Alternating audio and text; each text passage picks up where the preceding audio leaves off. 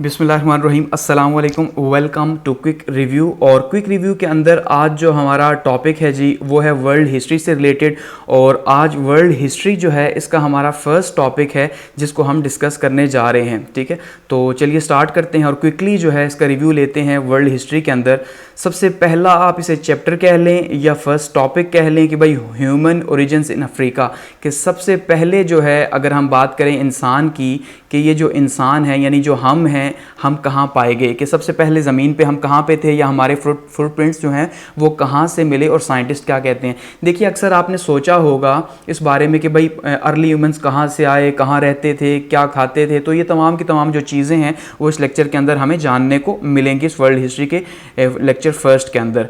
तो इसके अंदर हम क्या क्या डिस्कस करेंगे, सबसे पहले हम डिस्कस करेंगे आर्टिफैक्ट्स को, ठीक है, उसके बाद हम उनके कल्चर को डिस्कस करेंगे, फिर हम ह्यूमनिट को डिस्कस करेंगे, पैलियोलिथिक एज को डिस्कस करेंगे, न्यूलिथिक एज को डिस्कस करेंगे, टेक्नोलॉजी को डिस्कस करेंगे और होमो सेपियंस को डिस्कस करेंगे।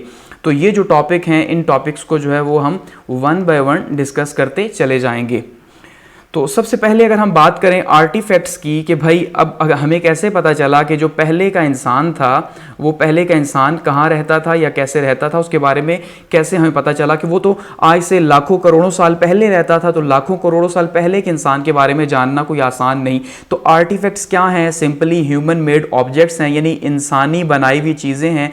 और कौन सी चीज़ें हैं इंसानी बनाई हुई, वो चीज़ें जो इंसानों ने उस ज़माने के इंसानों ने, आज की बात नहीं कर रहे बल्कि उस ज़माने के जो इंसान थे उन्होंने जो चीज़ें बनाई थी वो हैं। ये आपको यहाँ पिक्चर के अंदर दिखाई दे रहा होगा कि ये स्टोन्स हैं, ठीक है, यानी पत्थरों से जो चीज़ें बनाई जाती थी, क्योंकि उस ज़माने में पत्थर सबसे बड़ा हथियार थे, पत्थरों को ही मुख्तलिफ तरह से इस्तेमाल किया जाता था। तो यहाँ पे आपको दिख रहे होंगे डिफरेंट काइंड्स के जो स्टोन्स हैं वो इसी तरह से यहाँ पे आपको ये आप यहाँ पे देखें तो आपको ये जो है वो हड्डियाँ नज़र आ रही होंगी। तो ये जो हड्डियाँ हैं, ये चीज़ें या जितने भी फॉसिल्स हमें मिले हैं आर्टिफैक्ट्स के, तो वो हमें बताते हैं कि उस ज़माने के जो इंसान थे वो किस तरह से, उनकी जो लाइफ थी वो किस तरह की थी, किस तरह वो रहते थे और किस तरह वो सर्वाइव करते थे। क्योंकि वो तो एक जंगली ज़माना था, यानी जंगल का ज़माना था। तो उस ज़माने में सर्वाइव करना, ख़ुद को बचा के रखना एक बहुत बड़ा चैलेंज था। तो वो कैसे थे, तो ये जो आर्टिफैक्ट्स हैं हमें क्या बताते हैं, वे ऑफ लिविंग के बारे में। किसके बारे में जी, उस ज़माने के जो इंसान थे यानी वो जो ह्यूमंस थे, उन ह्यूमंस के रहने के तरीक़ाकार के बारे में बताते थे कि भाई वो किस तरह से जो है वो रहते थे उस ज़माने में जंगलों के अंदर। क्योंकि जंगलात थे तो जाहिर बात है हर साइड पे जब जंगल ही जंगल थे, इंसान को कुछ पता था नहीं। और इवन हम उस टाइम के लोगों को इंसान भी नहीं कह सकते कि वो प्रॉपरली आज के इंसानों जैसे नहीं थे। यानी सबसे पहली चीज़ जैसे हमें पता चला कि उस ज़माने के इंसान कैसे थे, तो साइंटिस्ट ने क्या किया जी, साइंटिस्ट ने उस ज़माने के जो आर्टिफैक्ट्स थे उनको कलेक्ट किया जहाँ जहाँ से भी ये जो जगह थी वहाँ से, और उनके ऊपर जो है वो स्टडी की। तो वो स्टडी जो है हमें बताती है कि उस ज़माने के इंसान कैसे थे। अगर आगे बढ़ें तो आगे बात करते हैं जी कल्चर की, कि वो जो स्टडी थी, वो जो आर्टिफैक्ट्स थे, उन्होंने क्या हेल्प की, उन्होंने ये हेल्प की कि भाई हमें बताया कि उस ज़माने का जो कल्चर था वो कैसा था। ठीक है, अब कल्चर नॉर्मली हम जानते हैं कल्चर क्या है, कि कल्चर कुछ जो चीज़ें हैं उनका कॉम्बिनेशन जो है, उस कॉम्बिनेशन को जो है हम कहते हैं कल्चर है ये। अब यूनिक वे ऑफ लाइफ, यानी कि एक ऐसा तरीक़ाकार रहने का जो बिल्कुल डिफरेंट हो दूसरों से, यानी हर कल्चर हम जानते हैं दूसरों से मुख्तलिफ होता है, ऐसा ही है। अब जैसे अगर हम बात करें साउथ एशिया की, तो साउथ एशिया जो है इसका कल्चर डिफरेंट है यूरोप से, ऐसा ही है। क्योंकि अब जो यूरोप है उसका कल्चर कुछ और है। जैसे आप देखते हैं टीवी ड्रामास के अंदर जैसे हम बड़ा जो है ना मानते हैं वाह भाई वाह क्या ओपन कल्चर है, तो उस तरह का कल्चर है। इसी तरह से यूएस का कल्चर जो है वो डिफरेंट है। तो इसका मतलब कल्चर जो है हर जगह का वेरी करता है डिफरेंट एरियाज़ के अंदर। तो कल्चर क्या बताता है, यूनिक वे ऑफ लाइफ, उसके अंदर क्या हो सकता है जी, यानी कल्चर है तो उसके अंदर क्या क्या चीज़ें शामिल होंगी, कि हमें उस ज़माने के लोगों से क्या क्या पता चला, वो जो आर्टिफैक्ट्स थे, ठीक है, उनके एटीट्यूड्स यानी उनके रवैये किस तरह से वो रहते थे, उनके बिलीव्स यानी वो किस मज़हब के जो है वो मानने वाले थे, या इवन मज़हब के मानने वाले थे या नहीं थे। ऐसे ही ना रिलीजन तो हर टाइम पे उसने बहुत ही इंपॉर्टेंट रोल प्ले किया, तो मानने वाले थे कि नहीं, उनकी इवन लैंग्वेज क्या थी। और जैसा हम उस स्टडी कर चुके हैं कि उस ज़माने में लैंग्वेज तो थी नहीं, यानी कोई लैंग्वेज जो है वो नहीं थी। तो जब कोई लैंग्वेज नहीं थी तो बोलते कैसे थे, ये भी एक बहुत बड़ी मिस्ट्री है। अच्छा, उसके कस्टम्स उस ज़माने क्या थे, यानी कि कस्टम्स या ट्रेडिशंस जिनको हम कहते हैं रिचुअल्स, दोबारा से वही है मज़हब के अंदर, या कोई ऐसे ख़ास प्रैक्टिसेस जो हैं उस ज़माने में जो रिपीट की जाती थी वो क्या थी, उनके बिहेवियर्स क्या थे, किस तरह से वो बिहेव करते थे, उनका रिलीजन या फेथ क्या था। ठीक है, फूड वो खाते क्या थे, सबसे इंपॉर्टेंट चीज़ कि हम जानते हैं उस ज़माने में कि भाई इंसान जो है वो जंगली था, तो वो क्या खाता था जी, बिना पकाए, क्योंकि फायर तो थी नहीं, यानी कि आग तो उस टाइम पे लोगों को जलानी आती नहीं थी। तो बार बार फिर वही है कि हम उन्हें लोग भी कह सकते हैं कि नहीं, लेकिन उन्हें तो फूड जो है वो कच्चा ही खाते थे, इसका मतलब। और आर्ट एंड ड्रामा, यानी उस ज़माने में उनका जो वहाँ पे आर्ट वगैरह था वो क्या था, तो ये सारी चीज़ें मिलती हैं, तो सब चीज़ें मिल के क्या बनाती हैं, एक कल्चर बनाती हैं जो उस ज़माने बताता है कि वहाँ का उस ज़माने का कल्चर कैसा था। उसके बाद अगर हम बात करें अब कि भाई ये जो ह्यूमन हिस्ट्री है ये कहाँ से स्टार्ट होती है, तो उसमें हम सबसे पहले देखते हैं होमिनिड जो हैं, जिनको कहा जाता है कि भाई कुछ इंसान की तरह के, इंसान नहीं बल्कि इंसान की तरह के, यानी इंसान की तरह के दिखाई देते थे। अब ये देखें, एक पिक्चर आपको सामने दिखाई दे रही है, ये एक चिंपैंजी टाइप है, गोरिल्ला टाइप है, तो इंसान की तरह का ही अपराइट चल रहा है, ऐसे ही है। यानी अपराइट से मुराद ये है कि कैसे चल रहा है, सीधा स्ट्रेट चल रहा है। इंसान भी स्ट्रेट चलता है। फ़र्क क्या है, फ़र्क ये है कि इसके जिस्म पे बाल हैं और जो हमारे जिस्म है उस पर इस तरह से जंगलियों की तरह बाल नहीं। इसका फेस देखें, इसका आप जो है सर देखें, तो जिसको हम आगे डिस्कस भी करेंगे, तो ये डिफरेंट है। यानी वो जो खोपड़ियाँ मिली हैं उस ज़माने की, वो खोपड़ियाँ जो हैं उनका साइज़, उनका वेट वगैरह डिफरेंट था जो आज के इंसानों से है। इनके पाँव देखें तो इनका, यानी कि जितने भी थे उस ज़माने के होमिनिड, जो इंसानों की तरह के थे मगर इंसान नहीं थे, यह आपने दिमाग में रखना है। तो सबसे पहले तंजानिया से हमें ह्यूमन हिस्ट्री मिलती है। तंजानिया अफ्रीका के अंदर है, ठीक है, ईस्ट अफ्रीका के अंदर। तो ईस्ट अफ्रीका के अंदर ये इलाका है जहाँ से हमें ह्यूमन हिस्ट्री मिलती है कि भाई ये जो इंसान है ये सबसे पहले यहाँ से मिले। और ये 1970 के अंदर जब डिस्कवरी हो रही थी उस टाइम पे ईस्ट अफ्रीका के अंदर, तो तब पता चला। उसके बाद 1978 के अंदर, यानी कि 1978 के अंदर एक वॉल्केनिक ऐश थी, वहाँ से क्या पता चला जी, एक फुटप्रिंट था।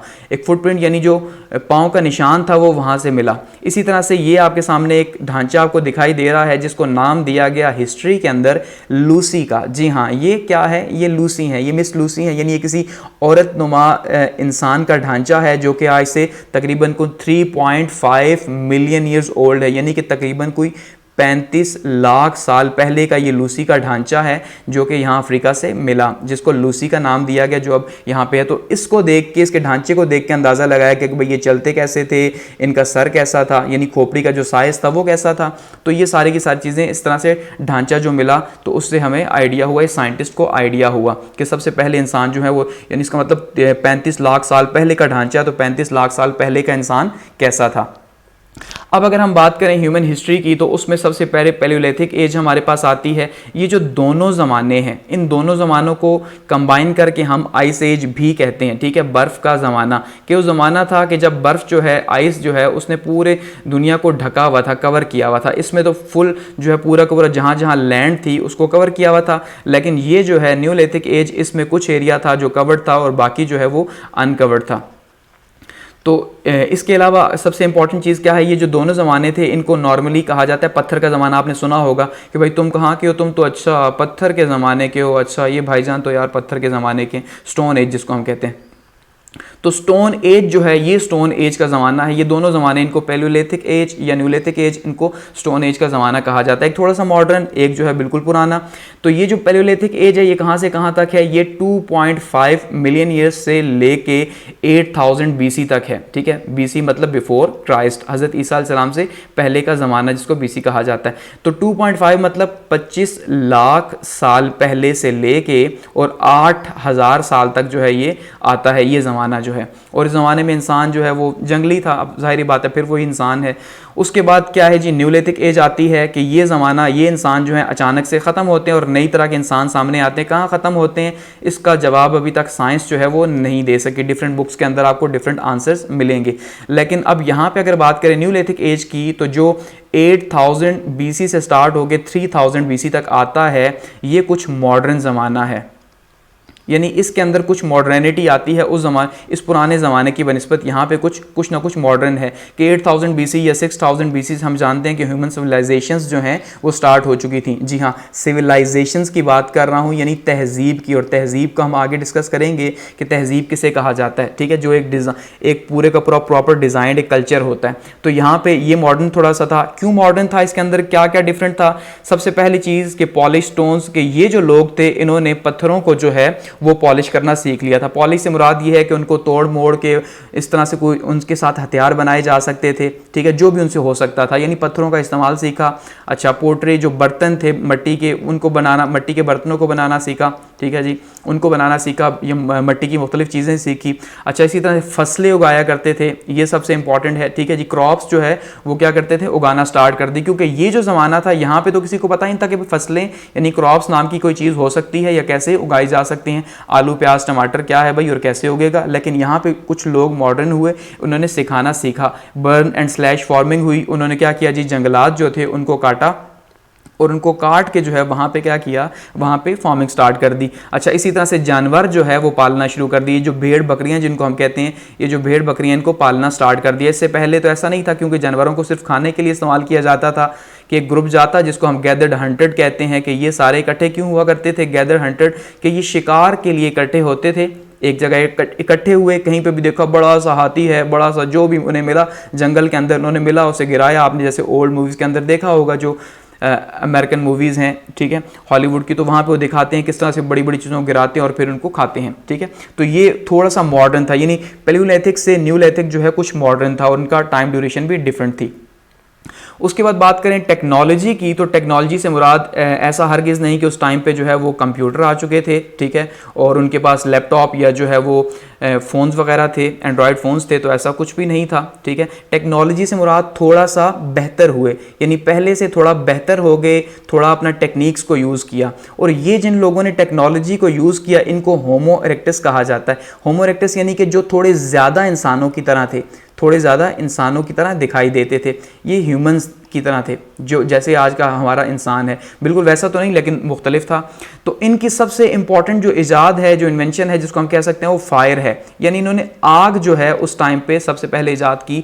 तो इसका मतलब वो जो कच्चा खाने वाला ज़माना था वो गुजर गया, अब इंसान थोड़ा सा मॉडर्न हुआ और उसने क्या किया जी, आग से जला के खाना स्टार्ट कर दिया, क्योंकि आग हुई। तो आज देखें, अगर आग ना होती या उस टाइम पे इन्वेंट ना होती तो फिर हम क्या करते, आज कैसे सर्वाइव होता, हम भी कच्चा ही खा रहे होते। तो ये एक बहुत बड़ा जो है ना, ये यहाँ पे कह सकते हैं कि हिस्ट्री के अंदर एक टर्न था।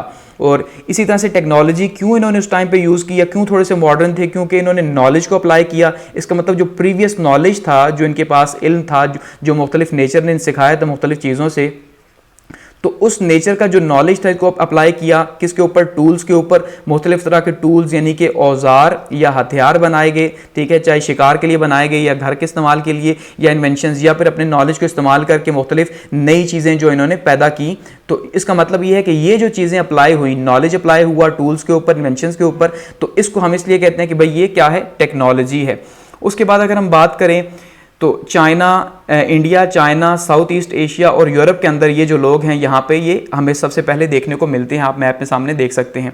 उसके बाद अगर हम देखते हैं जी तो होमो सेपियंस हैं। होमो सेपियंस जिसका मतलब ही है वाइस मैन, एक अक्लमंद आदमी, कि ये जो लोग हैं ये पहले से थोड़ा सा मुख्तलिफ थे, अक्लमंद थे। होमो इरेक्टस पहले आए, ठीक है, और उसके बाद वही होमो सेपियंस थोड़ा सा डेवलप हुए, जिसको मॉडर्न ह्यूमंस, आज की तरह का इंसान कहा जाता है। सबसे बड़ी क्वालिटी इनका जो ब्रेन है, जो दिमाग है, वो क्या था, वो बड़ा था, ऐसा ही है। अच्छा जी, निएंडरथल्स भी एक जो है, एक माना जाता है कि एक तरह के इंसान थे। जो ये आपको सामने दिखाई दे रहा है जिसको निएंडरथल्स कहा जाता है, कि एक ऐसा इंसान जो कि इंसानों की तरह था लेकिन इसके मसल्स जो है वो बहुत ज़्यादा स्ट्रॉन्ग थे। तो पहले कहा यह जाता था कि यही इंसान मॉडर्न इंसान के अंदर डेवलप हुआ, लेकिन बाद में 1970s के अंदर कहा गया कि ऐसा नहीं, ये जो है ये जर्मनी के अंदर एक एरिया था, वहाँ पे थे, लेकिन ये ख़त्म हो चुके थे। तो मॉडर्न ह्यूमन जो है वो इससे इसका कोई ताल्लुक नहीं, क्योंकि DNA जो 1997 के अंदर जो है वो मैच नहीं हुआ, तो उससे आइडिया हुआ इनको। इसी तरह से फिर क्रो-मैग्नोज हैं जो 40,000 साल पहले आए। क्रो-मैग्नोज जो आज के इंसानों के, उनका सबसे बड़ा कमाल जुबान थी, कि लैंग्वेज सबसे पहले यहाँ जुबान जो है वो सामने आई और लैंग्वेज डेवलप हो गई होमो सेपियंस के अंदर। अब एट दी एंड अगर आप देखें कि अर्ली माइग्रेशन रूट्स कौन से थे, तो उसमें आप यहाँ पे देखें तो सबसे पहले ये जो आपको इस तरह के दिखाई दे रहे हैं, ये यहाँ पे हमारे पास येलो कलर के, ये वो लोग हैं जो सबसे पुराने लोग थे, ठीक है। ये जहाँ जहाँ से माइग्रेट किया इन्होंने, अफ्रीका से, यूरोप से, या यहाँ पे एशिया के अंदर से। उसके बाद दूसरे वो लोग थे जो कि थोड़े मॉडर्न थे, तो इन्होंने ये देखें आप साउथ अमेरिका के अंदर, नॉर्थ अमेरिका के अंदर या यूरोप के अंदर इन्होंने माइग्रेशन की। तो ये माइग्रेशन रूट हैं इनकी, आप इनको स्टडी कर सकते हैं। और एट दी एंड अगर हम देखें तो ये हमारे पास ब्रेन डेवलपमेंट है कि सबसे पहले हमारे पास चिंपैंजीज टाइप का ब्रेन था, फिर ऑस्ट्रोलोपिटियस टाइप का ये ब्रेन, अफ्रीकन टाइप का ये ब्रेन था, उसके बाद होमो हेबिलियस जो इंसानों की तरह, कुछ इंसानों की तरह का था, उसके बाद होमो इरेक्टस था जो ज़्यादा इंसानों की तरह का था, और उसके बाद जो है होमो सेपियंस जिसको आज का इंसान हम मानते हैं कि भाई ये इसके बाद जो मॉडर्न ह्यूमन आया तो वो कुछ होमो सेपियंस की ही कुछ शक्ल थी। तो ये हम यहाँ पे इसको एंड करते हैं अपने फर्स्ट लेक्चर को, ठीक है। ये फर्स्ट लेक्चर था वर्ल्ड हिस्ट्री का, और वर्ल्ड हिस्ट्री के अंदर हम इसी तरह स्टेप बाय स्टेप आगे चलेंगे तो देखेंगे कि हिस्ट्री में पूरी दुनिया के अंदर क्या क्या कब कब होता रहा और इंसानी ये जो तहजीब है ये कैसे डेवलप हुई। तो यहाँ पे इसको क्लोज करते हैं।